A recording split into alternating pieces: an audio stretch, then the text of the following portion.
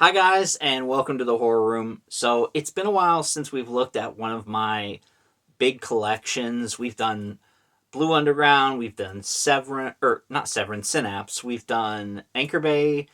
I thought we would take a break from the more unique distribution labels and focus on one that probably everyone who grew up in the 2000s is going to remember. I'm talking about Lionsgate. And the first franchise, of course, that comes to everyone's mind when you say Lionsgate is the Saw films. We are going to talk about those, but we're not going to get to them right away. So let me break down what we're doing. We're going to be starting with my DVDs, working our way up to the Blu-rays, and then at the end we're going to do the Saw films. So yes, this is going to be a multi-part video because I have a lot more Lionsgate films than I thought. So let's dive right in. We're not starting with the best movie ever. You know my thoughts on this one if you've seen my review of this Uwe Ball classic. If not, go check it out. Alone in the Dark. As far as video game movies go, I mean, the worst crime you can commit is being boring, and this movie's pretty boring. So, not a great Lionsgate movie. Next, we have Audition. This is the uncut special edition version of the movie. I still need to watch this. I'm slacking, I know. If I could, I'd be watching these movies 24/7 and getting paid for it. You know what I mean? But yes, I do plan on watching this. Glad I own it, and glad Lionsgate put that out. Then we have not the best one in the franchise, but still okay. We have Beyond Reanimator. Obviously, Reanimator is the best one. Bride of Reanimator is a close second, and this one is the final one for good reason. This is where they're doing experiments on prisoners. I'm pretty sure, or no, he's in prison. Okay, but yeah. So yeah, that's a weird one. Here we have. This is a very unique one. I actually switched out the case because I wanted it to match. This is a Walmart DVD 2-pack exclusive. And I have the other film that came with it. We'll see that in probably the second part of this video because it doesn't come out until we get to the U's. But we have another George Romero film that I haven't reviewed that I need to. Bruiser. This is a very weird, interesting thriller. And it's got... Oh, what's that guy's name? Peter Stormare? Stormare? Yeah. But, yeah. It's a good movie. I'll have to review that one sometime. Next, we have Cabin Fever. Not a great movie. It's Eli Roth's first attempt. I will say it has some fun bonus features. It's got his short films, The Rotten Fruit, Making of, Chick Vision, Pancakes. It's got a special feature called Pancakes, so it's pretty neat. Actually, you know what? I just remembered we're supposed to be looking in some of these and seeing if they come with anything unique.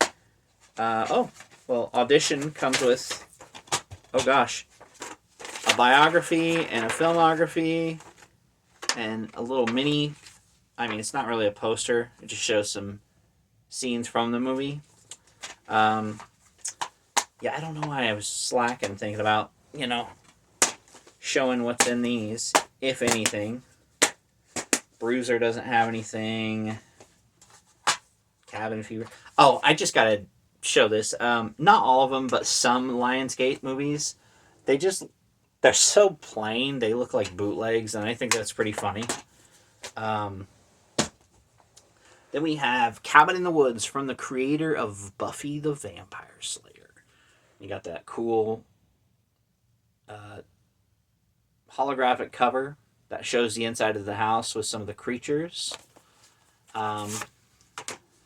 This is a very underrated movie, in my opinion. It's more of a horror comedy, but it's still fun. Let's see. Dying for more horror movies? FearNet is the #1 cable. So, it's an ad for FearNet before streaming, obviously. Here's a code for Cabin in the Woods. I doubt it works, but you know, if you can get it to work, go for it. Um, for iTunes or Ultraviolet, in case you care. Um, I doubt that code still works, but somebody's gonna try. So yeah, Cabin in the Woods, good film, a lot of fun. Gets a bad rap, but I think it's a good movie.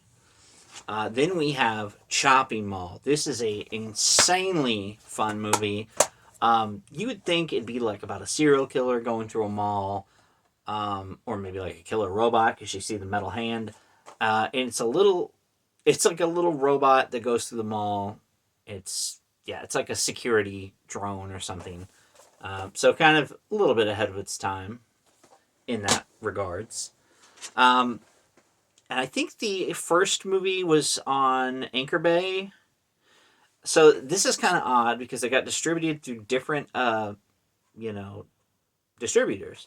Then we have The Collection. The Collector was distributed through Anchor Bay. This is a series that didn't kind of pick up, and I thought it would have. And the killer, his mask kind of reminds me of the mask from Strange Harvest, so it's a little interesting. I wish I could say the same about this. Day of the Dead Bloodline. This is the one where they turn Bub into a person who likes to stalk and try to assault people. It's not good. I didn't want him to be a vegan from the last one, but not like this. This is even worse. Then, of course, one of the other things, at least in my opinion, that I think of when I think of Lionsgate is Rob Zombie films, because he started off with Lionsgate. I think he's done different distributors since then, but a lot of his main movies are under there. Surprisingly, Lords of Salem is not. But this is... I should probably show the film first. Devil's Rejects. This is the unrated 2-disc director's cut. Now, I will say, usually you're better off watching the censored version of a movie. Let's see. This is the unrated director's cut, commentary, talk show, Captain Spaulding commercials, Otis's home movie, Satan's Gotta Get Along Without Me music video, deleted scenes, makeup tests. Disc 2 is a documentary that's 2 hours long, 2 hours and 24 minutes. So wow, go behind the scenes of the making of. So that's pretty cool. I wish it had the option to play the censored version, but you have this little fold out with some information from the director. Now there is a rated version out there. I've seen it pop up here and there. So if you can get your hands on that or a multi-pack that has the regular version, I'd recommend that one more. Just because it doesn't have a lot of the assault scenes in the hotel. Here's another fun movie. I have not watched this in quite a while. I need to. Fido. It's basically about the 1950s or whatever. And zombies have become like, for lack of a better term, the new slaves. So it's kind of strange, but it's kind of heartwarming because one of the zombie slaves becomes like friendly. Oh, I just realized it's got these little tabs on here. I was like, why isn't this not opening? There's nothing to see in here anyways. So yeah, Fido. I'd recommend that one. Here we have a very underrated film, the monstrous special edition of The Gate. Yeah. It's a good movie. It's got special effects, creator, commentary, theatrical trailer. Doesn't have much. Okay. It's got commentary. The Gate. I still need to get The Gate 2. I don't have that one. This one, I'm technically cheating because Lionsgate is on there, but it's mainly an A24 film, but Lionsgate helped distribute it, so gotta mention Hereditary. It's a good film. Then, of course, we have another Rob Zombie film. We have House of a Thousand Corpses. This one is top notch, top notch.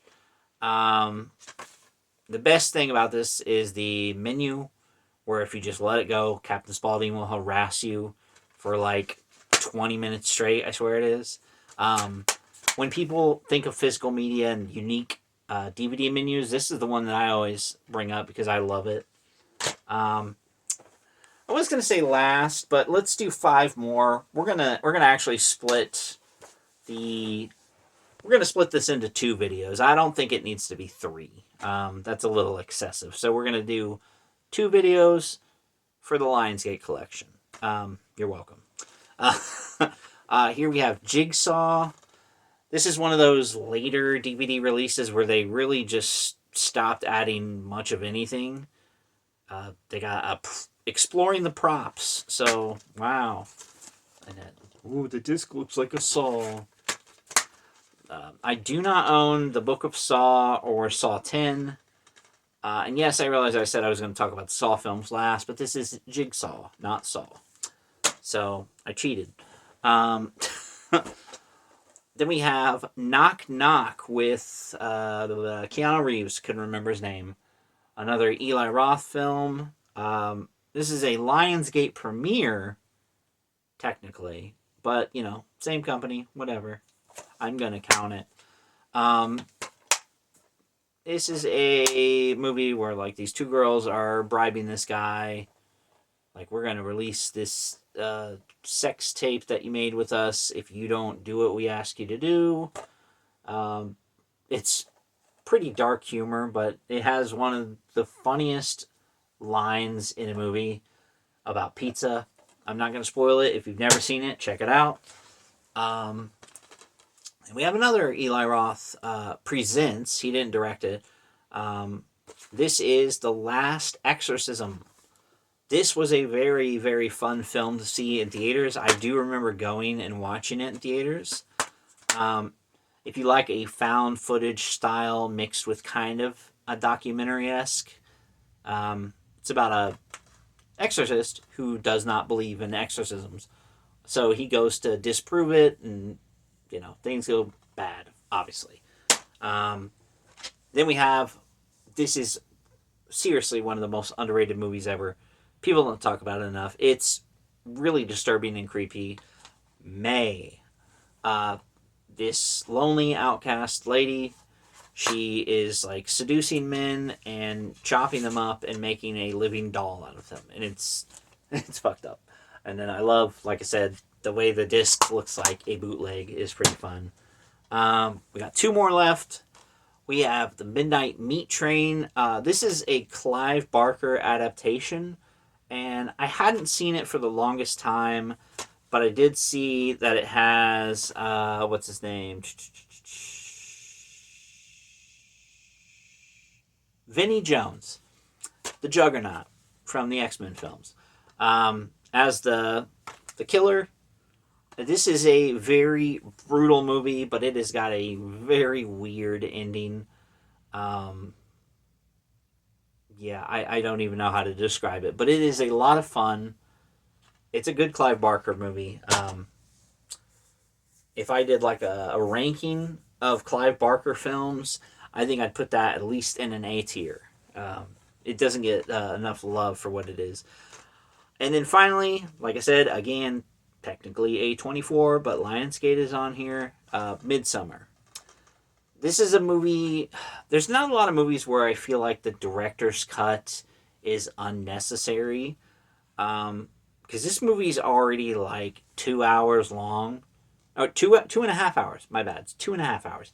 So if you get the director's cut, it's 3 hours. So about the length of Beau is Afraid, I believe. I don't think it actually needs any of that extra time. Just like the Donnie Darko director's cut, they add a little bit of scenes, but they take away the music, the 80s music, and that really makes the film work for me. Aside from the story, obviously. But just without it, it feels kind of hollow. They didn't take anything out. They just add some extra things. Mainly, I guess, to flesh out more of the relationship between whatever her name is because it's not showing her name. But yeah, so it just makes you kind of not like the boyfriend even more. So if you want that, there it's there. It's there. But there you have it. Like I said, we're just gonna do two parts because I mean, I can burn through these. This was only a 15-minute video. We got half the stack done. So next week, stay tuned and hold out, hold out. We're gonna get through it. Let me know if you guys are getting sick of these collection videos. I think they're fun. I think it's a good way to show off my collection without going one by one and being like, here's the A's, here's the B's.